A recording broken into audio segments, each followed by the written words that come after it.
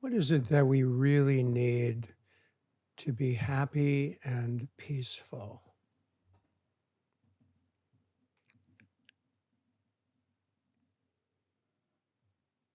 That's what I'm going to talk about a little bit. Because it's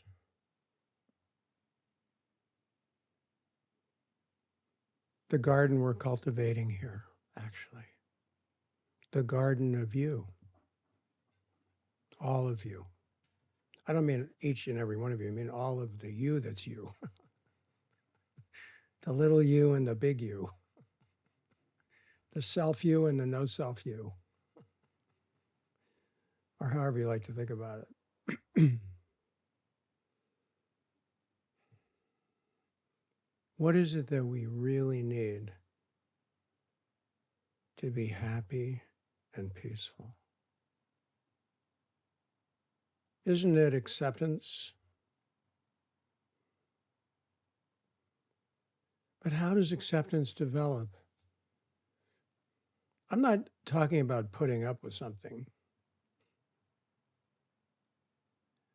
Like saying, okay, well, I'm not talking about compromising or surrendering to limitation. I mean, we are forced to do that, let's face it, but when we are.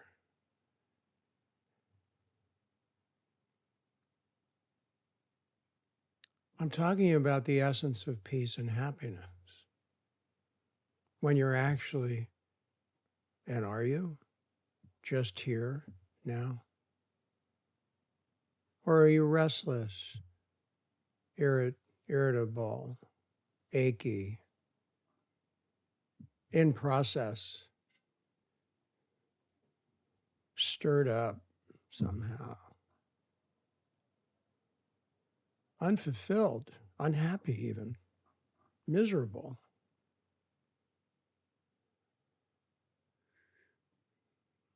Maybe you are happy because things are going well for a moment, for a day, for a week, you know?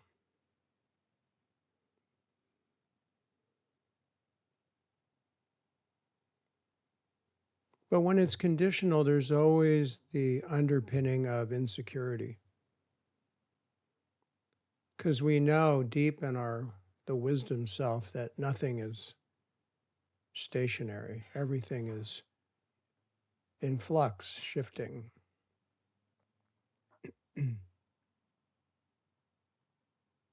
So how does acceptance, real acceptance, imperturbable acceptance, non-egoic acceptance develop? If acceptance was a flower, how would it be cultivated? Let's think of acceptance as a flower.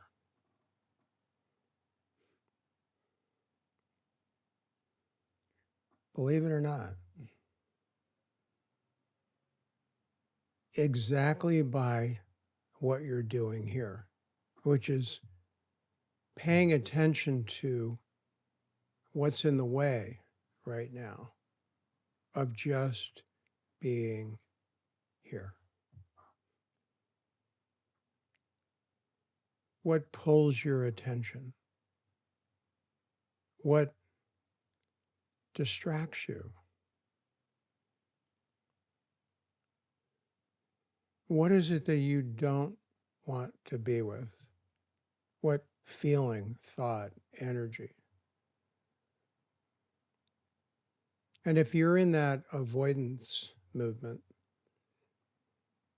bring attention to that avoidance without judgment, without control. So the attention fundamentally that cultivates acceptance is pure, selfless awareness. The essence of you and everything. Consciousness, presence, divine, all that groovy language that we have. Groovy still make sense to people.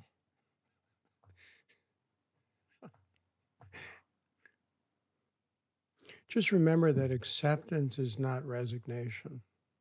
It's not giving up. No, that's giving up. That's egoic resistance or exhaustion or whatever.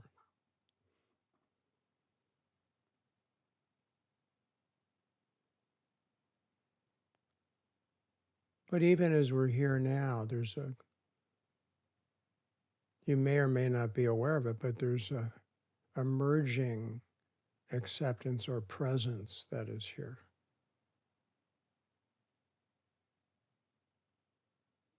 Oh, let that be in the foreground when it begins to illuminate you, if it does. If it doesn't right now, no worries. Doesn't mean anything negative. It's just a cloudy day and the sun, you can't feel the warmth of the sun yet. Okay. I doubt you're worried that the sun is gone forever. Unlikely. I mean, I loved hearing people who experienced solar eclipse last week. Wow. Really? I wished I could have been there. It just sounded like such a high, just a like mind-blowing, like incredible, I mean, almost very powerful experience for people in groups, all over, wherever people could see it and were gathered. It's beautiful. Wow, I loved hearing the energy of people when I listened to the news and talked to friends. Saw some of their great photos, It's good to be reminded of the bigger perspective that we easily lose, caught in our struggle, our drama. So anyway, this is where you get a break. We'll be here in 2 weeks. Next week I'm off, and then the week after that, 3-day retreat. You get to really, on the retreat especially, it's powerful to be able to come to that. I hope you can. May 3rd to 5th. Many of us have been there together.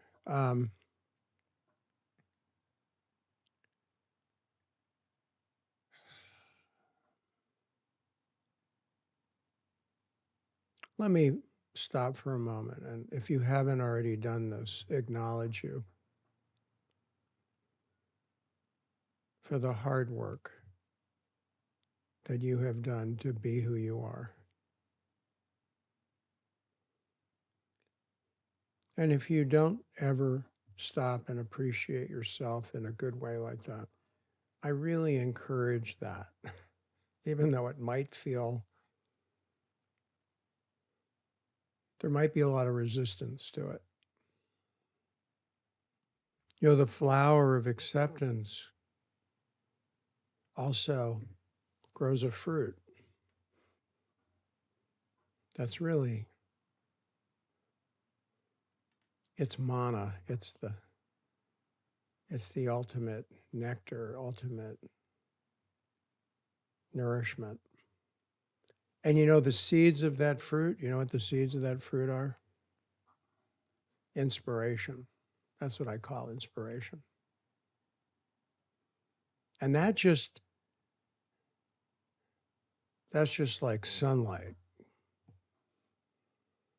that you are when you are. And when you are, in that moment, regardless of everything, life is good.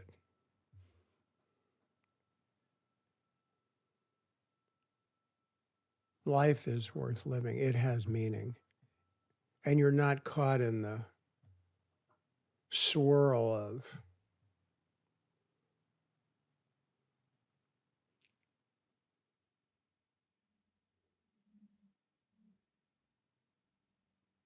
world suffering.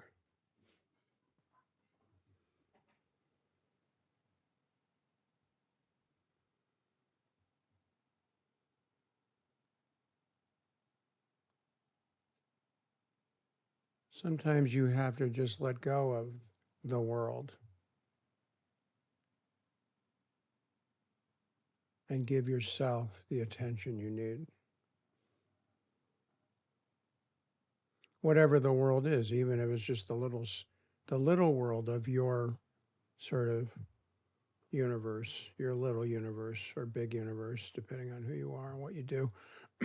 Sometimes you just have to be yourself.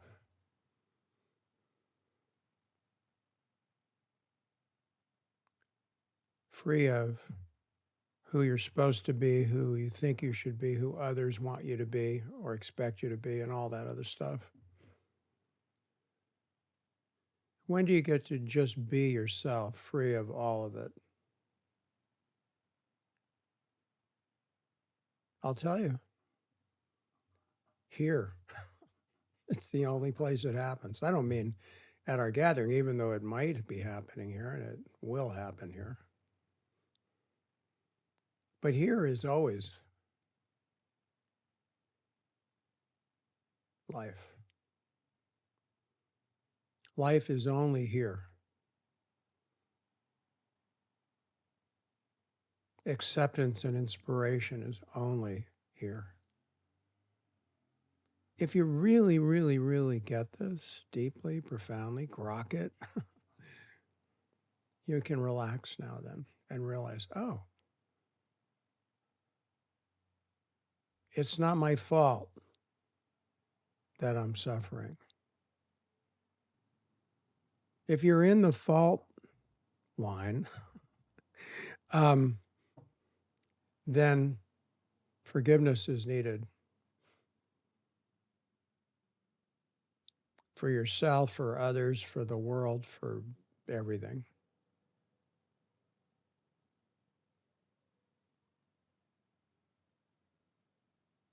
And that also cultivates acceptance. So does gratitude. Heart practices.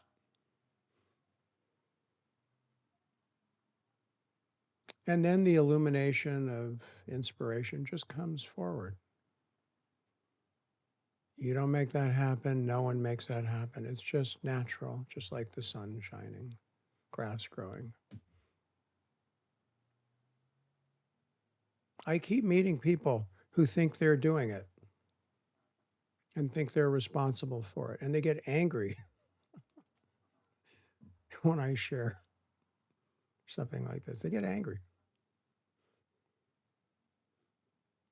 I'm not saying there isn't effort and practice and discipline and patience required. Never said that.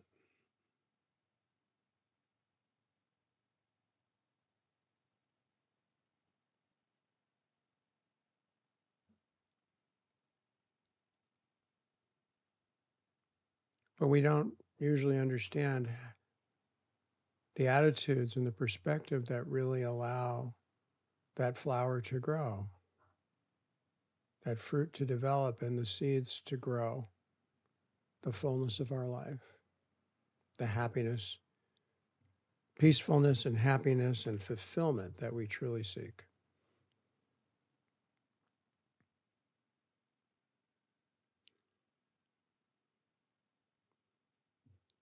So we'll sit a few minutes now. I can sense that the emergence of presence is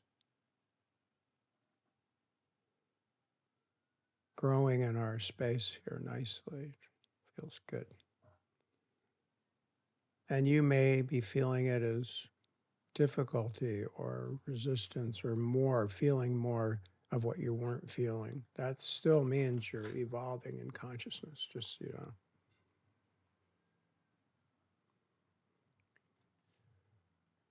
I don't know if I've given this one to my team yet to publish, but just because you're not aware of the results of your efforts doesn't mean you aren't getting those results.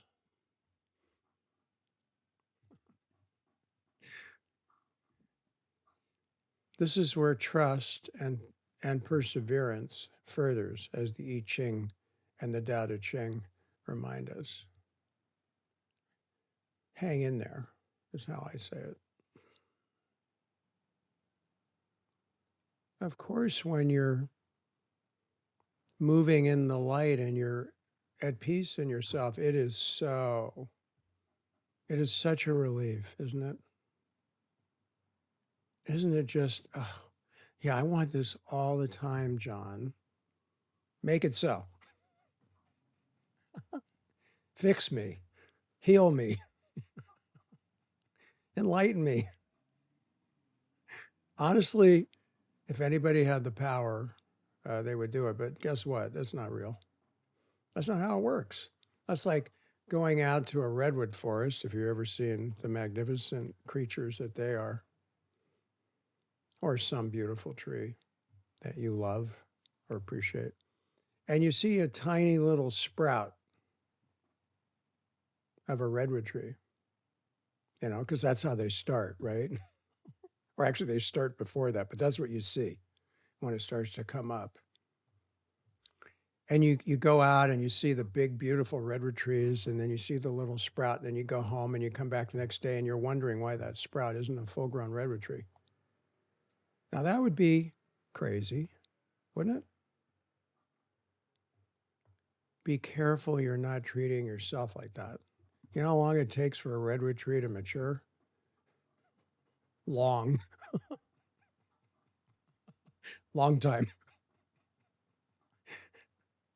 There are ones that are alive that have been here before Jesus, believe it or not. Isn't that amazing? That's amazing. Let yourself grow naturally like you are. Don't push it. You can't push growth. If you try, it will backfire and cause lots and lots and lots of problems.